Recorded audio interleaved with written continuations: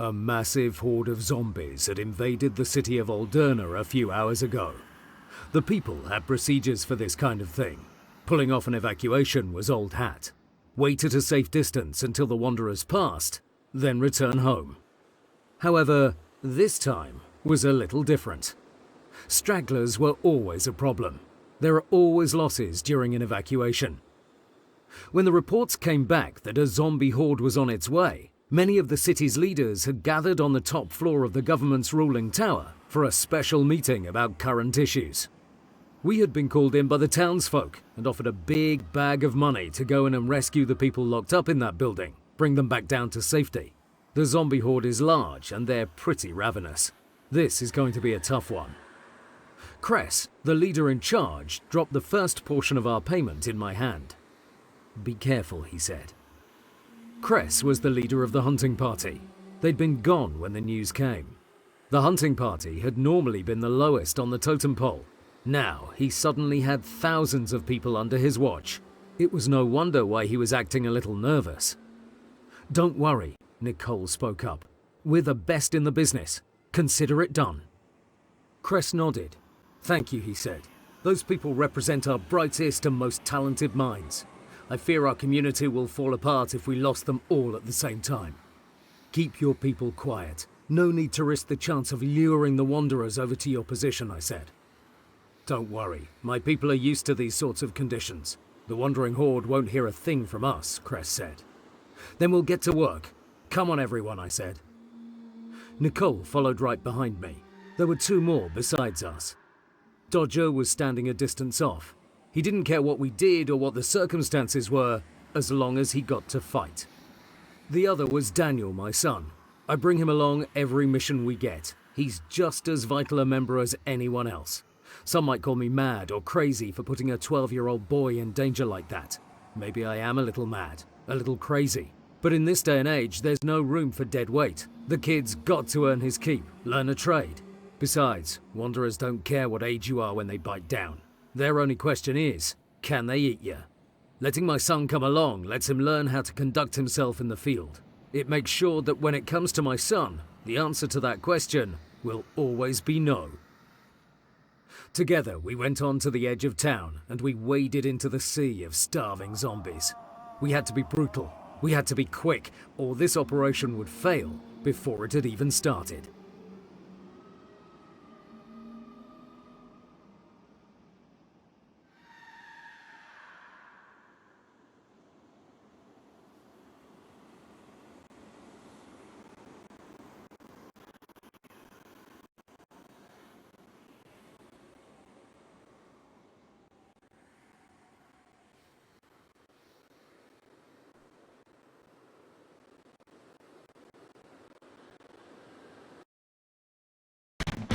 This can't be happening!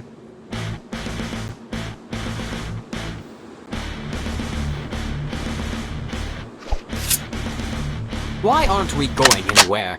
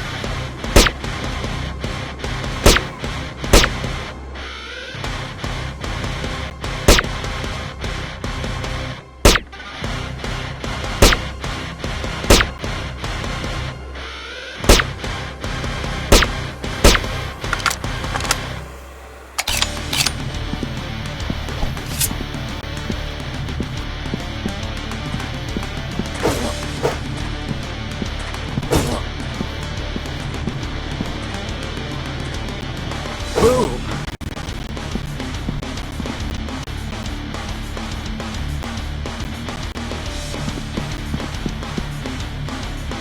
Let's do some hunting.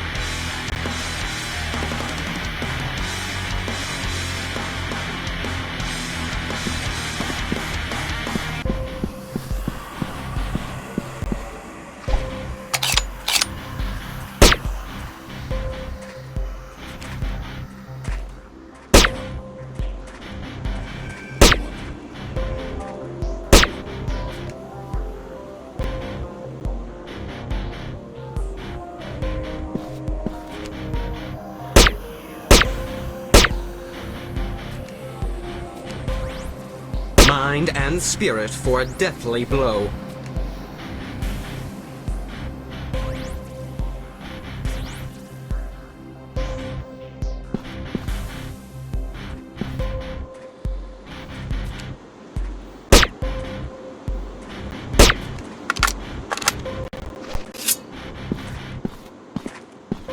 Now these souls can finally rest.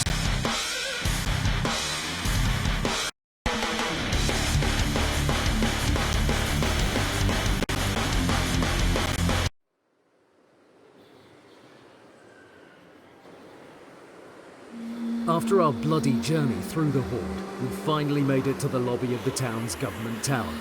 I tossed Daniel a walkie-talkie and he went to scout up ahead. "So what's the plan?" Dodger asked. "Since we're here to rescue a group of non-combatants, I think we should stress caution," I said. "So we're going to move on, all quiet, like, right?" Nicole asked. "I think that's the best course of action. We'll make our way to the leaders and hold down the fort until the Horde finishes passing through," I said. Just then, the radio went off. Daniel whispered through the line, "Hey Dad, there are a few wanderers up ahead, but..." He cut himself off. "But what?" I asked. "I don't think they're alone," Daniel had said. Nicole took the radio from my hands and spoke into it. "Hey kid, are you trying to tell us you see the hostages?" she asked. "No, not quite," Daniel whispered back. "What do you mean?" Nicole asked. "Well, wait, hold on," Daniel whispered. I took the radio back from Nicole. "What was that?" I asked. "Someone's coming," Daniel said. "Who?" I asked. No response. "Daniel, do you see the prisoners?" "Daniel," I shouted. Still no response. "What's the call, boss?" Dodger asked. "My call is the only one I can make. We're going in," I said. "Quiet like?" Nicole asked. "Whatever it takes," I said. "That's more like it," Dodger said. We went up a few floors where Daniel was supposed to be. That's when we encountered an enemy that was far from what we were expecting.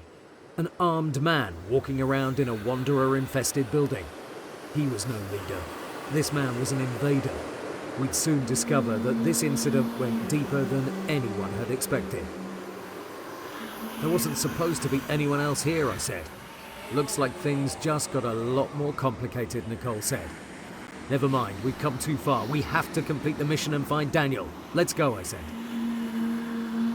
It took a lot of hard fighting, but we managed to reach the top where the town's leaders were supposed to be. They weren't there. Dodger pointed to a nearby door. It had swung open. We went through it. The door led to the roof. Another group of bandits had brought the leaders up to the roof. We weren't sure what was going on at the time, but the bandits were planning to kidnap the leaders. Daniel had been gathered up as well. They probably thought he was their son, one of them. One turned and spotted us. There was no turning back now. We'd almost won. Things were looking up when we heard the sound of a helicopter come by. That's when I first saw him, the leader of the bandits. The helicopter landed. Gunfire from the copter's minigun forced us into cover. "Get them on board quick," the leader said. The people were pushed on board, including Daniel. I wanted to call out, but I feared to make our connection known would doom him. I was forced to watch those thieves fly away with the city leaders and my son. If that weren't bad enough, the helicopter was loud enough to draw the attention of the Wanderers. We had a lot of fighting to do if I ever wanted to save Daniel.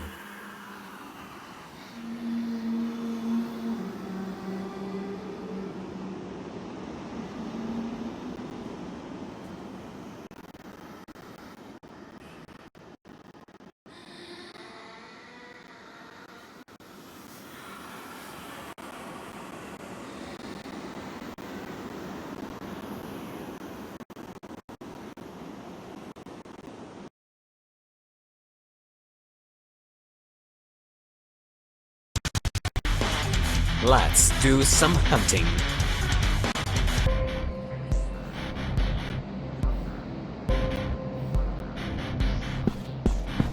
Let's do some hunting.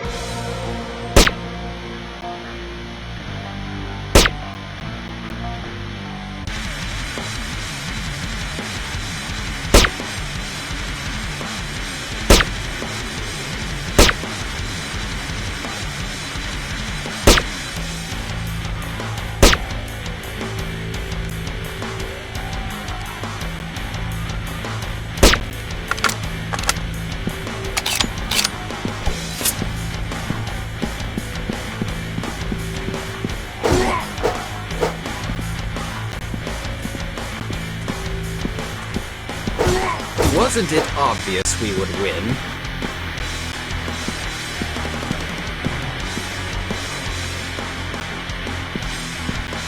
Why aren't we going anywhere?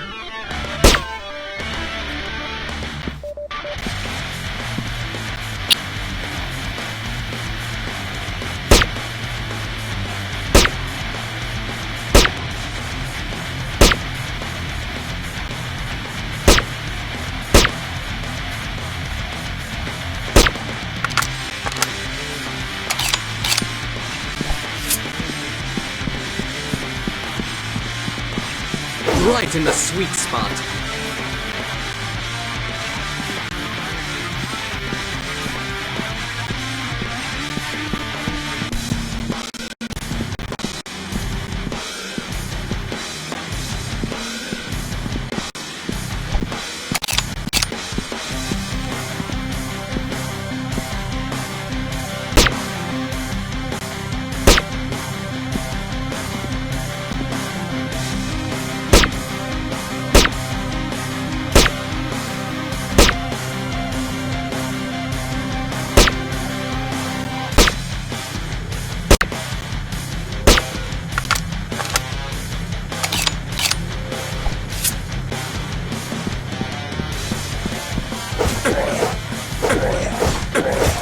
Now these souls can finally rest.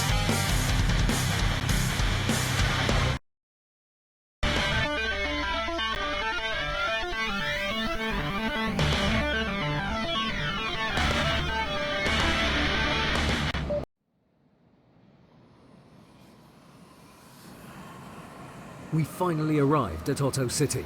Nicole said that she knew an old contact here, a man by the name of Horus, who ran a rather unique establishment.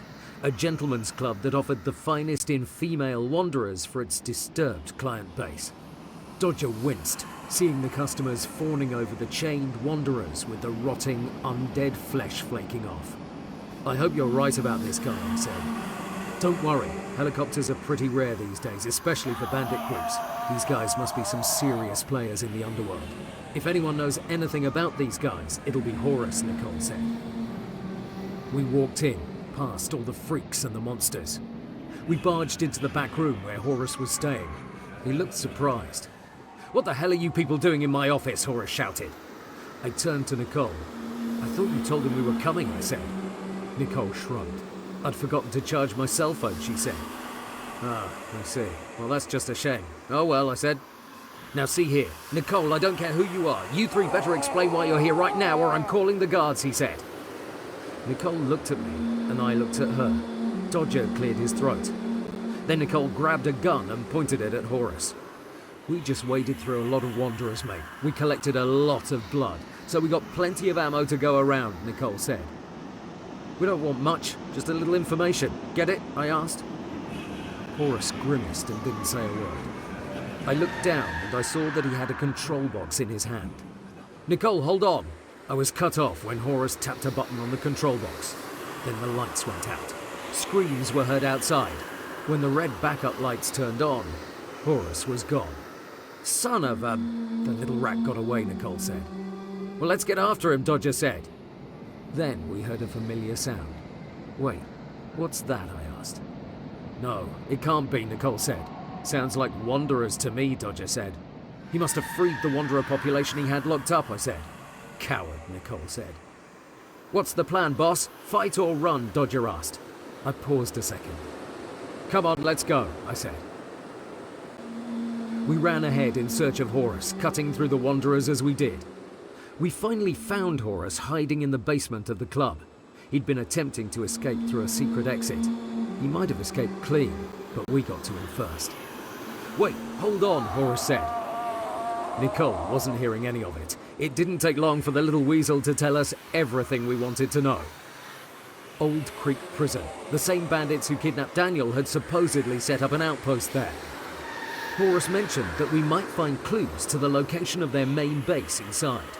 Then Nicole let Horus go. We'd soon learn that was a mistake. It wasn't an escape door Horus was trying to open, it was a cage. When Horus escaped our grasp, he managed to open it, and inside was a horrifying abomination. A giant mutant wanderer pumped up with drugs to make it stronger than normal. Standing over 7 feet tall and built like a tank, we were in for one hell of a fight.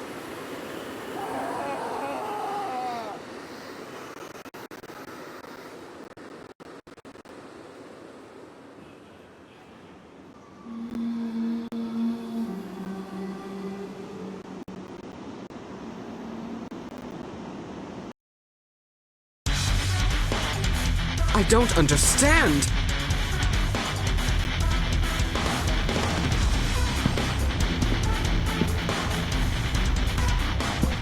Are you even there?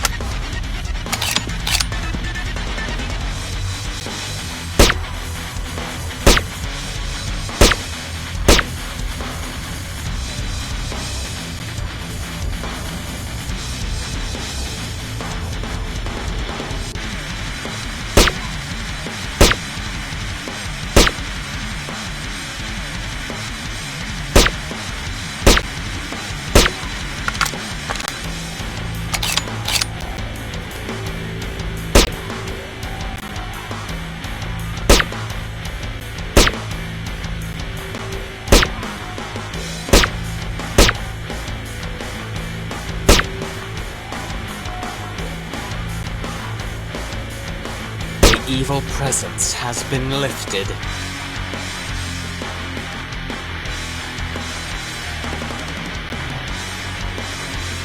Are you even there?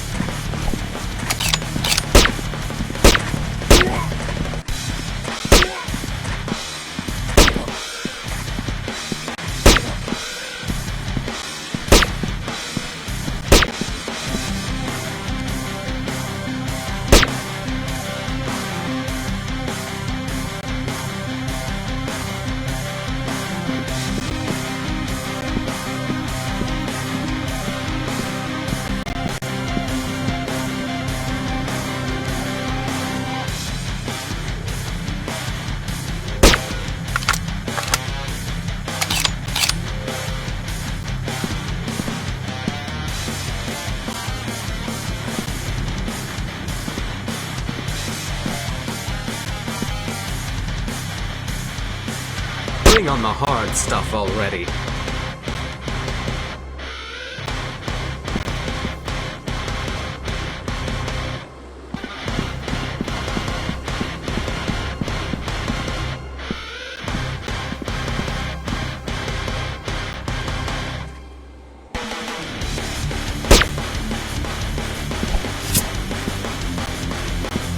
With meditation, I gain my power.